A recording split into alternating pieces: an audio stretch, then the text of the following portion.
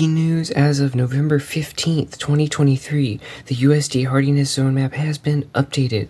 Go to the USDA.gov website as you can see right here. Type in your zip code. I have just typed in the zip code for Seattle, and you can see here that the plant hardiness zone is now 9A.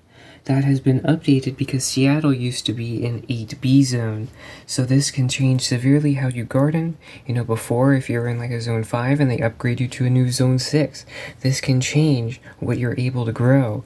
It can allow you to grow a whole slew of new plants.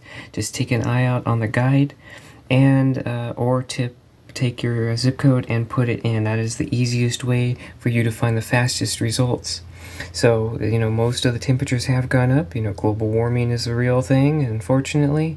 But in the gardening world, you can use it to your advantage. So that's just a quick tip.